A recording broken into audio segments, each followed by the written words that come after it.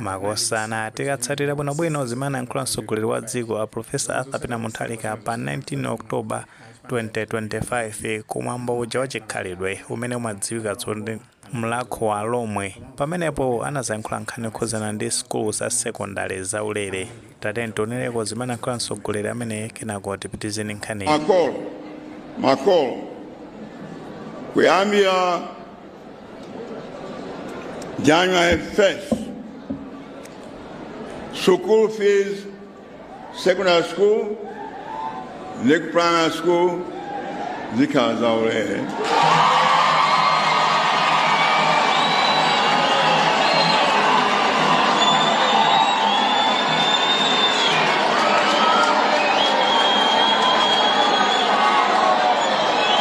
Chabwino tamva komanso taona zimene ayankhula a Profesa Arthur Peter Mutharika pamenepo akufotokoza kunena zona kuti kamu January 2026 ndekuti ana sadzikalipira tuition fee kuchokatu pamenepo mtsogoleri wa dziko pamene ankasegulira parliament pa 31 October kumeneko ku parliament musona anazayankhula ndondomeko zimene ayika mu administration yawo ndi cholinga choti akwanitse mfundo zimenezi za sekondari zaulere. Sekondari zimenezi amatanthauza zoti za public kapena kuti sekondari za boma ndi ma grant aided secondary schools kapenato kuti schools za sekondari za mission. Komano tikatsatira bwino nkhani imeneyi kumbali ya zipani zosusa makamaka chipani cha Malawi Congress Party amaoneka kuti amabwera ndi ma spin-off ochuluka kwambiri potengera ndi mmene amayankhulira amazakamba nkhani yokhuzana ndi boarding fee kuti bwanji aboma sakukwanitsa ndondomeko imene potengera kuti akuti mu nthawi imeneyo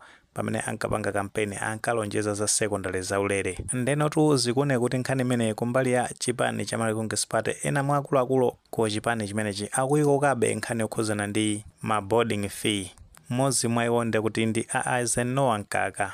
Nkhani yawo tifotokozera bwinobwino ngakhaletu akuyankhula zimenezi tikatsatira bwinobwino zimene anayankhula anduna a zamaphunziro amene ndi a Bright Nsaka masiku angapo apitawo titha kunena kuti kumayambiriro a mwezi uno anakambapotu nkhani yokhuzana ndi boarding fee komanso ma fee ena amene amalipidwa ku ma public secondary schools komanso ma mission secondary school. Ndeno potenga ndimene anayankhulira a Bright Nsaka mu press statement imene analena mbuyomu ankanena zonena kuti potenga ndi directive imene mtsogoleri wa dziko a Profesa Arthur Peter Mutharika anapereka pa nkhani yokhuzana ndi sekondari zaulere ankanena zonena kuti ndondomeko zimezi zikuyenera kuti kukwaniritsidwa pamene ana akatsegula skulu mu January chaka chimene cha 2026.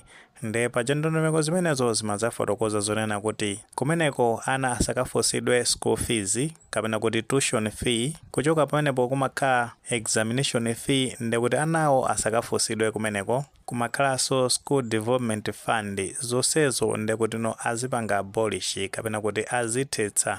Skulu zimenezo ndekuti ndi za public komanso ma grant aided secondary schools.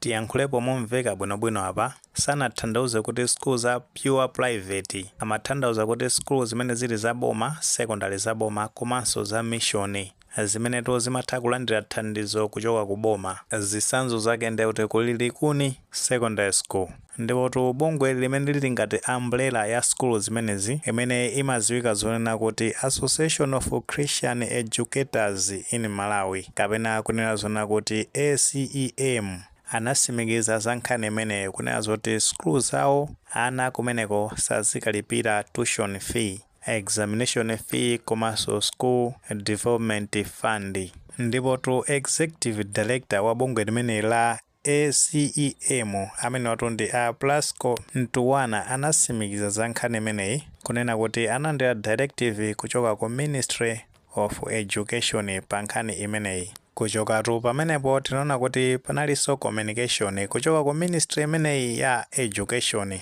kumeneko amanena zonena kuti kuyambira pa 1 April 2026 ndekuti ma boarding fee ndalamatu zija zimalipiridwa ndi cholinga choti ana amene akugonera ku skulu komweko aziyapanga save kumeneko. Tikhulupirira kuti kuthesedwa kwa boarding fee imeneyi kukubwera mwezi umene wa April mwina abomawo analingalira bwinobwino kuti mu nthawi imeneyo azakhala zonena kuti kwadusisidwa ndondomeko ina ya zachuma apanga budget bwinobwino nanga si zinthu zimene zikuti zitheke bwinobwino pamene zoti pakhale budget ya bwinobwino. Komano communication imeneyo ikunena zonena kuti schools zimene zili za public kapena kuti schools za boma kuyambira pamenepo pa 1 April ndekuti azakhala zonena kuti tuition fee, school fund, examination fee komanso boarding fee azakhala zonena kuti azipanga fees zauti azithesa zimenezo ana azangopita kukaphunzira china chilichonse boma azakhala zoti lapanga kata. Komano kumbali ya school zimene zili grant aided kapena kuti zimeneto ndi za mission ku school zimenezo ndekuti no abomawo azingokwanisa kulipira tuition fee, school development fund ndi examination fee. Kumbali ya boarding fee imeneyo ndekuti makolo kani maguardian imeneyo azikhala zoti azizionera okha. Pali exception ya ana amene ali ndi basale ya boma amenewo ndekuti no boma lizikhala zoti lapanga kata china chilichonse. Potengera ndi communication imene nachoka ku Ministry of Education komanso imene anasimikizira amenewo a ACEM mmene mutu ndi mmene ndondomeko zokhuza ndi skulu zaulere za secondary zikuyendera mmene akonzera aboma ndondomeko zake zikuyenda motero amene tizipitisa ana ku private school pure private school ndekuti no ndi responsibility yathu kuti ana amenewo tikalipire mafizi komano kwa amene apita ku secondary zaboma kumeneko ndikuti ndondomeko zake ndi zimenezo. Makosana tikhupira kuti pamenepo tayitsata bwinobwino nkhani imene tayifotokozera mwina titha zoti taphunya zina ndi zina komabe at least tapereka ku clue ya mmene nkhani zake zikuyendera ndemwe azimva bwinobwino mmene ayankhulira bomawa.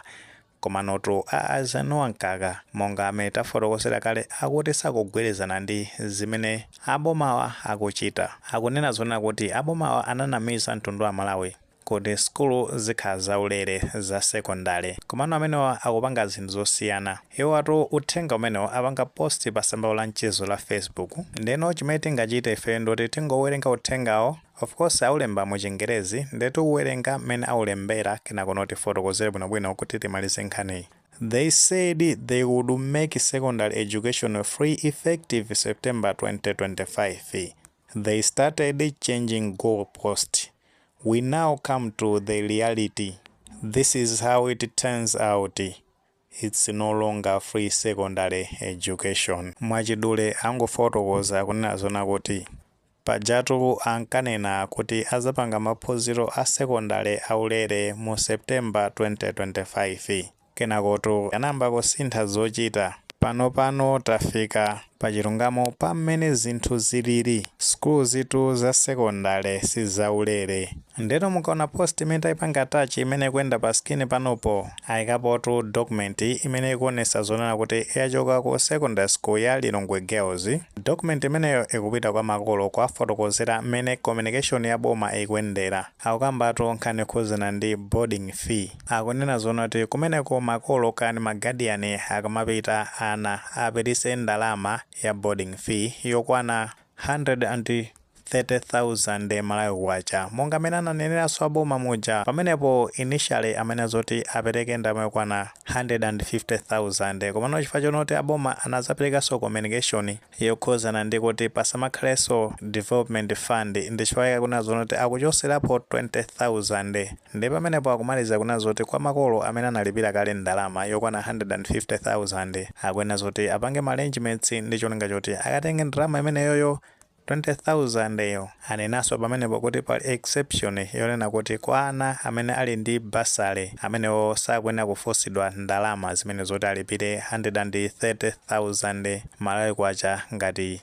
boarding fee. So mukasata zonsezi zikuoneka kuti zinthu zikupanga tale bwinobwino potengeranso nimene ankayankhulira boma without being in their shoes. Mmene momo ndi mmene zinthu zake zikuyendera komano mwina awa ankaka kutheka kuti kuyankhula zimenezi ndi seeking relevance chifukwa tikatenga zimenezi zimene analonjeza anzawo a chipani cha Democratic Progressive Party tisayiwalire zopaja kuti amene wa MCP mbuyomu anali mboma amalamuliranso boma pa nthawi imene ankalowa mboma ankalonjezatu anthu kuti azagula fetereza wochepa 4,000 nkanthu. Komano funso limene limwe zakhalapo ndonena kuti kodi ndani amene agulako fetereza wa 4,000 nkanthu amene ankalonjeza makosana amenewo tizinena kuti akufuna relevance kapena. Zimene akuyankhulazo ndi zoona ndi zabwino ndithu, komano tizinena kuti iwo ali pa good position kuyankhula zimenezi anakakhala tuzonena kuti muulamuliro wawo anakwanirisa zinthu zimene ankalonjeza. Tinakanena zoti fine iwo ndoti ali pabwino kufusa zinthu zimenezi. Titha kunena zoti anzawo abulanikoni tinaonapo ndithu mbuyomo akulonjeza kuti fetereza anthu azagula 10,000 fetereza wa sabusita ameneyo, komano tinachitira mboni ambiri timamva kuti fetereza ameneyo anthu akugula di 10,000 monga mene ankalonjezera. Kunkhani imene ya secondary zaulere ngakhale kuti sanamalizise kupanga implement tikhulupirira kuti makosana amenewo akwanirisa.